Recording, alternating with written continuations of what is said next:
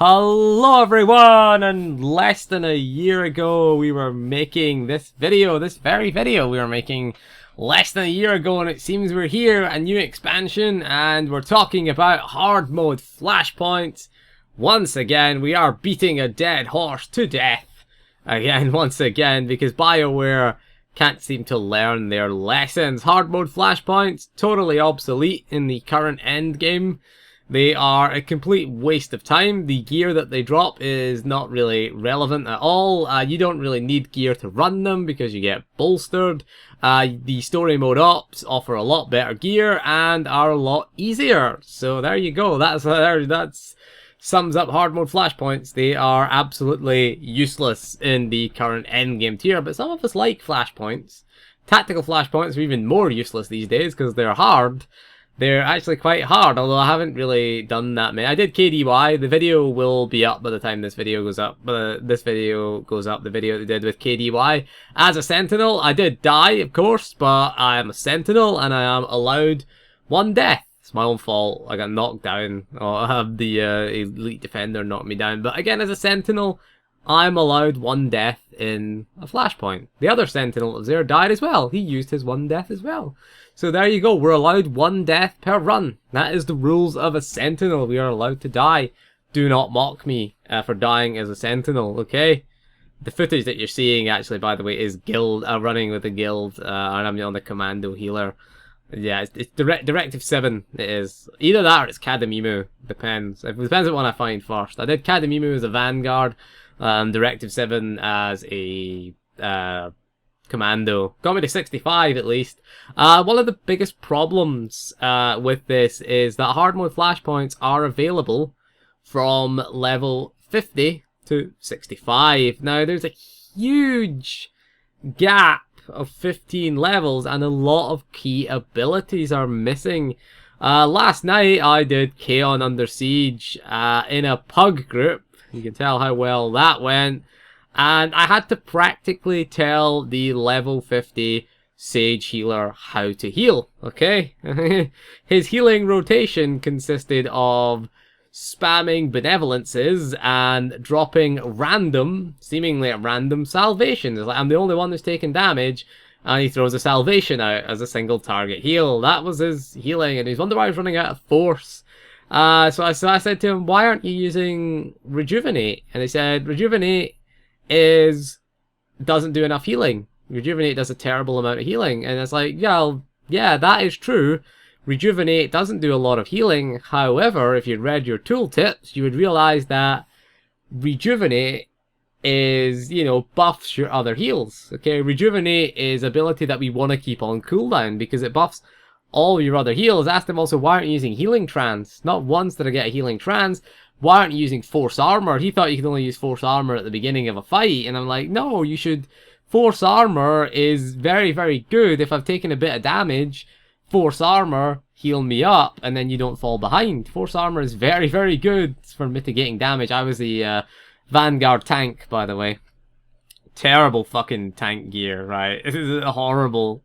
Tank gear's fucking horrible in this expansion. I put my 192 gear back on because it just gave me so much more shield rating. It's like I had like 28% shield and like, fuck off.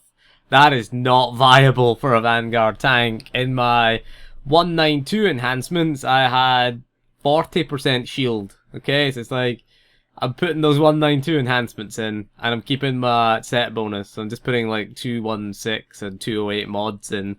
I'm like, fuck that, I want the shield. And very little items have shield in them.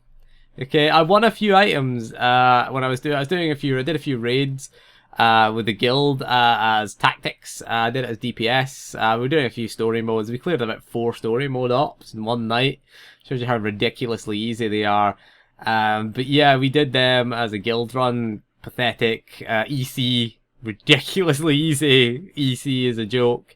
Even Kefes ain't that hard. We did wipe on Kefes, but the droid seemed to take the walker seemed to take a huge dislike to me and the healers. I realized it just one-shotted me for some weird reason. I just decided, we hate you.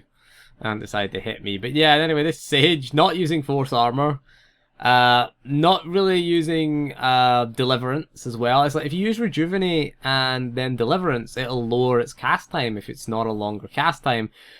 Told them also to take Force Mobility because it is available at level 50. Force Mobility you can cast. We made it to the behemoth, the Ragdoll behemoth, or whatever. Like, is that what it's called? The big giant dude that you have to kite around the square and click the barrels. That was what we made it to. That's as far as we got. We did the first boss because it bugged out.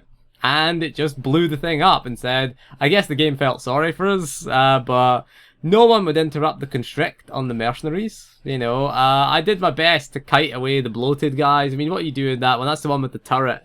And it's basically the Walking Dead. Just all the rat ghouls just pile forward, and you just put the melee DPS generally on the turret. The range DPS you want. We had a sage, another sage, who was level 60, a boosted level 60. You could tell, honestly. He did have the 187 gear, the blue 187 legacy bound gear on. That's how you tell they were boosted level 60. He didn't have a clue how to play it. Telekinetic spec. I died on the Ragdoll boss, the second boss, and I sort of sat and watched what he was casting after I died, because the healer, of course, couldn't keep me alive in that fight. I couldn't keep any of them alive. That is the one that does the threat dump as well. You get ignored, and you have to continue to kite him. What you try to tell the DPS and the healer is, look, when I lose threat, you have to continue the path of kiting him to the barrels. There's no point in doing DPS on him when he doesn't have the debuff from the barrel because he has massive armoring. So we tried to tell him. Had a good go at it. I thought I'll do a quick flashpoint. I was there for about nearly 2 hours. And it was fun. I mean, I didn't quit or anything. Nobody quit or anything. Eventually we just gave up because we were failing the DPS check on the thing on the behemoth. It was hitting in rage. And the sage that was a DPS, hard casting telekinetic wave. Hard casting it. No weaken mind up as well. Looked at the boss's debuffs. Never used weaken mind once. Your TK, weaken mind should be on the target all times. You know, it gives your turbulence, you know, it makes it an auto crit. You know, turbulence, again, should use force mobility. Didn't take force mobility, level 60. Why wouldn't you take force mobility? It's one of your best freaking abilities, right? 2 sages, none of them with force mobility, so that is just a wipe. I mean, you want to cast turbulence on the go. You really do, especially on that fight.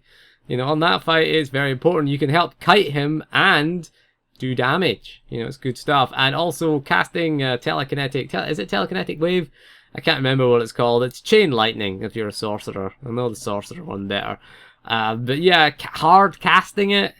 Hard casting it. There's procs that make it instant cast. You should never ever hard cast that. I don't think he ever used Mind Crush either. I never saw Mind Crush on the boss. They had the Sage Healer. I never used Mind Crush either as well. Mind Crush gets you free.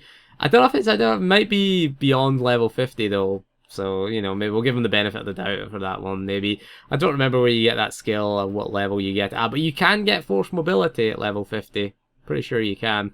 Because you're into the bottom end of the utilities. But Force Mobility, essential, really, it is essential. Life Ward would be the other acceptable one if you're dying a lot, really. But you only get a choice of one. Because you get the other one at level 65, the other final utility point. But yeah, there's no reason never to take Force Mobility. But yeah, so he hit that point. And I done a few tactical flashpoints. I haven't done a great deal. Apparently they're really, really difficult if you can't CC or interrupt. That was the other thing. I had to tell the Sage, 2 Sages, what their crowd control ability was. I'm like, right, there was the pull that you get. It's just before the turret boss, and it's basically the one with 2 mercs in it. If you don't remember this one, the mercs, they do a thing called Constrict, which is a stun that drains your health. Okay, there's 2 ways out. There's a few ways out of it. You can stun, you can interrupt it. You need someone else to do it. You basically need someone else. They tend to target the healers. So what you have to do is to pull with 2 mercs. You CC one of them, and we pull one and burn the other. Burn the merc as quickly as possible, really. You burn one, CC the other one, okay? And I had to tell them, as a Vanguard, got no CC, you should point out. Why didn't I CC them? I'm a Vanguard, okay? The other one that we had was a Guardian. The melee DPS that we had was a Guardian. So again, no CC. The Guardian doesn't have any CC. So you're like, yeah, just, you know, use Force Lift on that. I was like, what's Force Lift? Force Lift only works for 4 seconds. It's like, no, it doesn't. You're a Sage. It works for a minute. Force Lift. Yes, he would do his other class was an Assassin or a Shadow, because Shadow only works for 4 seconds. Or is it 6 seconds? I can't remember. But it lasts for a minute if you're a Sage. Yeah. Really, if you have 2 Sages and no one CCing. So what you have to do is you have to CC the Merc, generally, because what happens is he generally constricts the healer. I mean, it's okay, if I get constricted, it's a disaster, because no one would interrupt it. It's like, stun, knockback, interrupt, anything, do something, please do something. I think you can use your breakout of stun, but he just recast constrict again, so you just make sure that you're nuking those mercs on Kaon Under Siege, okay? Those fucking trash. And the bloaters, the bloated plague bearers, when you get them down to low health, run away, okay? They're gonna explode. They explode. A few people, we lost our Guardian to that, and like they explode.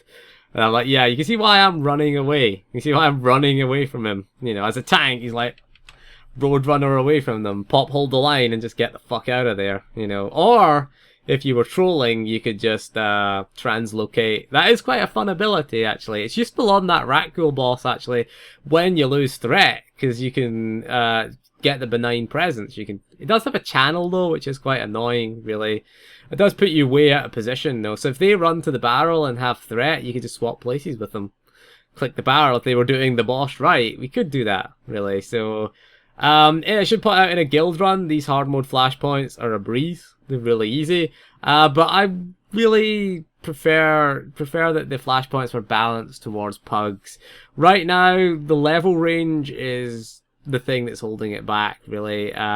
Tactical flashpoints as well, apparently they're so unbalanced, because at level 10, or level 15, I think is the first level. Level 15, you can do things like Red Reaper, which is not designed for level 15s. Apparently they're saying that, I haven't done Red Reaper Tactical, but they're saying that it's just the same as the normal Red Reaper, that you need a Trinity group in order to do it, which is ridiculous for a hard mode, for a tactical flashpoint, and defeats the purpose of tactical flashpoints. They have no place in the game. If you need a Trinity group, then they should just be called normal flashpoints then.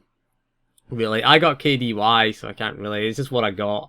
Queuing random from that video that we will put up. Actually, I haven't put it up yet, but I will put it up. So my opinion is they either need to change the group finder at least from sort of 60 to 65 for hard modes. At least everyone level 60 at least should be level 60 to do hard mode flashpoints. I would say set that as the new minimum requirement. The other alternative is to nerf them, which I don't really want. I don't want them becoming a joke like the story mode ops. I kind of like them being challenging, because I like doing them in a guild run. I actually like them. It is fun to do them as a guild. Directive 7 was good. Lost Island was a fun. It was a barrel of laughs, Lost Island. It was a really good time. It's not as hard as it was, but it's still difficult. Still the most difficult flashpoint. I'd say more difficult than Blood Hunt, really. I'd say it's a lot more difficult. The trash, in particular, in LI, okay, must be dealt with, must be CC'd as well. Those tech masters that heal the rat, that put shields on the Rakghouls, those medics that do massive fucking healing. I wish I could heal like that as a healer, to be honest. When I was a healer, so I wish I could heal as good as that. Yeah, they have to be CC'd, have to be stunned, have to be interrupted. The bosses are pretty good as well. They are post-nerf LI bosses, so they're not the 4-hour wipe fests that they were. But I suppose the rewards for LI has gone down. It no longer rewards you a tier piece. Back in vanilla, you got the Rakata chess piece, I think it was, from LI, from Dr. Lorick. Gave you that as well. So, I mean, it's good. It's good that we're learning these things. I mean, it's kind of annoying, because on the one hand, as a veteran player, you're kind of like, I've done all of these before, and I know all the tactics inside out. I know how to pull all the trash, I know what to do, and then you've got people that just don't know what they're doing, and it's like, it is really frustrating. I don't think anyone benefits from that system, to be honest, because veteran players, they get frustrated, and new players get put off by the fact that veteran players are like, oh, come on, why don't you know this? These are really old flashpoints. They've been around for nearly 4 years now, so, you know, what are you doing? Really, you know, it is kind of off-putting. So the two solutions is either to the solution I would like actually to see is not to nerf them, but or to nerf them I would say, but don't call them hard mode flashpoints. Just call them flashpoints, okay? Tactical flashpoints, normal flashpoints, leave them in the group finder, scale them for level, make them easy, okay? Level 50 to 65. Hard mode flashpoints, tune them up a little bit and take them out of the group finder and put them on a par with the old sort of story mode op difficulty, okay? So you can also make them weeklies as well, okay? You can do LI instead of on a daily lockout, for example. It'd be on a weekly lockout, and the final boss would give you a Defiant raid piece, okay? And once you do the final boss, what I'm suggesting is tune them up a little bit as well. You can make them a bit more difficult that way. Take them out of the group finder so that, of course, the pug groups, or if you want to form a pug group, you can form it on the fleet at least. So take the bolster out, obviously. Level 65s only, because there's a real lack of level 65 content in the game, I feel.